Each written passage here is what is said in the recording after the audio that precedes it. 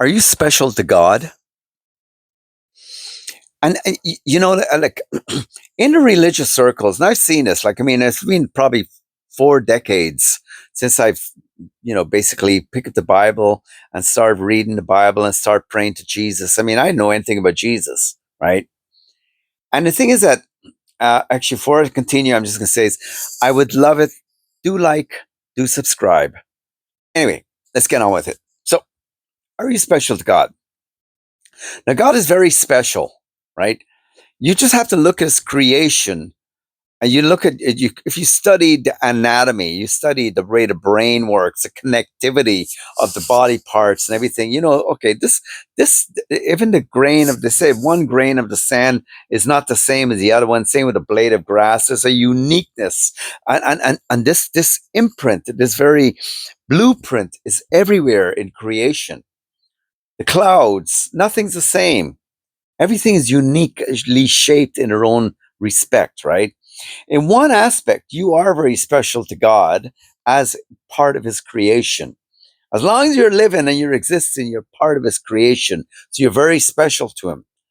But there's another place that God takes you from. It says, all have sinned and fallen short of the glory of God. So God, through his son, what he basically did is he came to restore the glory of God to man. He wants a continuation from the time the man fell. Boom, pick him back up and take him back into the Garden of Eden and begin to reestablish him to feed from the tree of life. Right? This is God's will for your life, by the way. It's a totally different life. It's a heavenly life. It's called the new creation life. Okay? It's nothing of this world. They can't understand it. There's two different trees growing beside each other. Now, Jesus referred to the two different types of being the wheat and the tares. And he said the wheat were very special to him. The wheat, they basically, they bear fruit. And at the time of harvest, just as he said about himself, they will bear his image. And they will actually be the ones who are bowed down as they bring the fruit to the harvest. The harvest is him. When he returns, even as he watches our lives, he's consistently inspecting, and he comes by every so often as a fruit inspector looking to see how well we are growing, not on our own, but how well we are growing as he tends to the garden of our lives. What makes you very special to God is that you have given him full access to your garden. You've given him full access to your entire scope of living, that you can confidently say that you are special to God, because he will help you with great amount of confession and encouragement that you are very special to him, because his special presence is over your life. Now, there's a group of people, and I mean, this has gone on through ages and religious environment, even the ones that are outside of it, but the religious who actually believe they're very special to God. And you remember I was talking about the wheat that comes to harvest bowed down. Anything that emits a certain amount of higher level of confidence, of pride, of arrogance, of way too much assumption about their condition, usually are not going to be very special to God. There's a confidence that comes from God. It's called a God confidence. Then there's a confidence that comes from the human being that's not from God. Two different types. One feels good. The other one, the other one walks with a certain level of humility, but a knowing, a depth of knowing that there's something very special about your life. Something very special. And no one can take away from it. And it's shown. Jesus said that you may bear these good fruits, and they would see your good works and glorify your Father which is in heaven. And now, I'm not saying that they're always going to do this, but they're going to notice something special about you, because it's going to equate dignity, it's going to equate manners, is going to equate a certain kind of way that you step through life. That you're not loud, you're not bombastic, you're not arrogant, you're not the kind that pushes your way through, and you're definitely not a user, a manipulator, and you know very well how people feel because you care. You care on a deep level.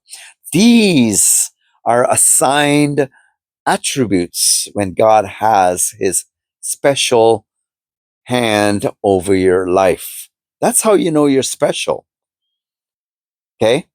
How other people will know you're special because they're at the enmity with God and his ways, they will treat you with utter disdain. The Bible even says that perilous times will come, and I won't go into the list, but they said they will be despisers of good.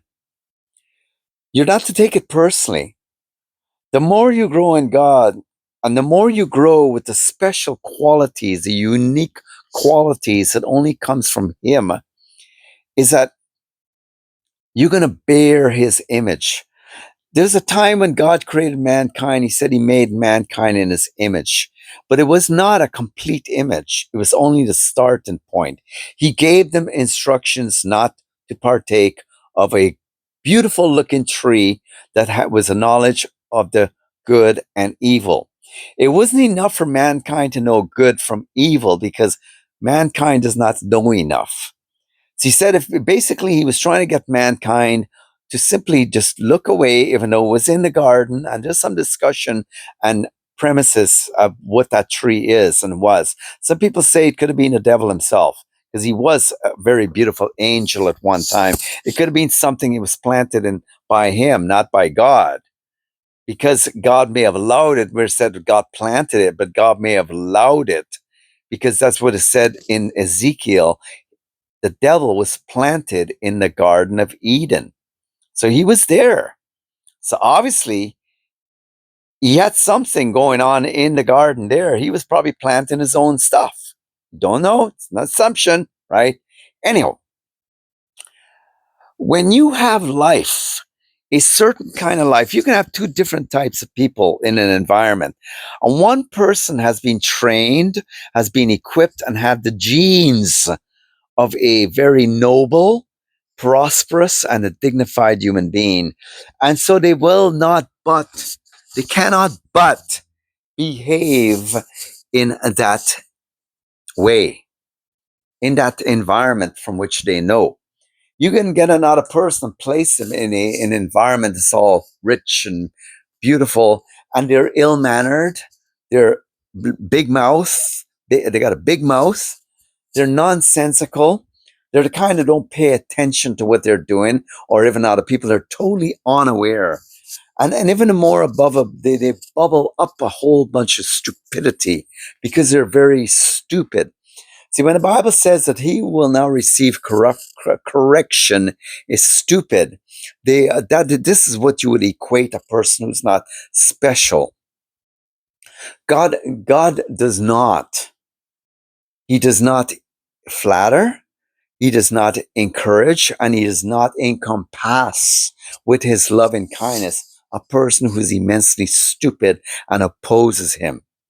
As a matter of fact, he will in many ways allow, and he will go ahead and sure bring things to pass, but he will make it so obvious that they don't have the special on them. They don't have the special. They're not special. And as you're learning whether or not you're special to God, you will learn how God relates to his enemies. And he will at times be very hard on the people who don't like him or love him or care about him. In other words, they're trespassing on his creation. They're only here for a time, and then they're gone. Like the wind, they're gone. Their existence ceases. When you're special to God, He will give you something that's really important in life. And He doesn't give it just to anybody. He gives it to the people whom He wants to be safe. Okay? And He will give them the gift of discernment. The gift of discernment will keep you from more. There's pains that will come. Jesus says, in this world you'll have tribulation, but be of good cheer, for I've overcome the world. But there's a tribulation where the Bible says but the fool will go on merrily and get caught in a snare. God, in the power of His discernment, does not want you in any way, shape, or form to make it unsafe for your journey towards where He's taken you in any respect. He will do as much as He can through the power of discernment to get you to take responsibility, all in the name of being special to Him, not to go there, not to go where the wicked are, not to go where them who've refused Him, who may very well defile you, throw mud at you. And by the way, whether it be a piece of gold or a diamond, you could throw as much junk on it, it's still going to have a shine, but it may take a little bit to clean it up. Okay? You're still going to maintain the special goodness of God on your life because you choose His ways. Don't let anyone ever fool you and think it's all God's grace and da da da. God is gracious to them who is actually very more than happy to allow who He is and His ways into their life. And that's where grace goes. That's where grace goes. The Bible says, let grace be shown to the wicked, yet they will not learn righteousness in the land of uprightness. The land of uprightness is you, special one. Wherever you go, and it's a maintenance of the instructions of the Most High that you maintain your special attitude towards God. And it's just this. So when you're in the environment, you are the land of uprightness. And God has made it unequivocally clear that the wicked will not learn. They will not. It means it's a stubborn decision to learn righteousness. And because they will not learn it, they're definitely not going to accept you. And special one, how do you know you're special? You will. The one who dwells in the secret place of the Most High can confidently say that the Lord is my refuge and my fortress. There are those whom assume they have that title on their lives, and they think that grace covers a multitude of sins. So it does, but it covers a multitude of sins to those who are turning away from sin, because it knows these things don't make them special. As a matter of fact, everything that offends God will offend His special ones. So I'm just going to end with this. They're called, they're chosen, they're faithful. Jesus had another word for it. He says the elect.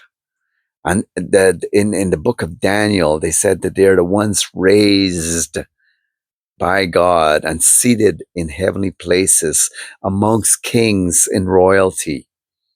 And he says, just as He knows the wicked from afar, He says, with these special ones, should they decide out of stupidity, and we special ones do have this happen, to basically take a little journey to the left side, which is not where God is. He said He will bind them and He will instruct them and He will open up their eyes and He will command that they turn from iniquity. Special ones, this is a journey, it's a battle, but it's an amazing walk on the most beautiful side, not the wild side where the tears are, but on the most beautiful side of life, where life is.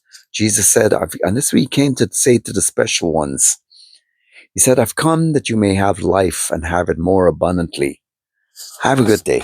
And yeah, just a reminder, do like, do subscribe.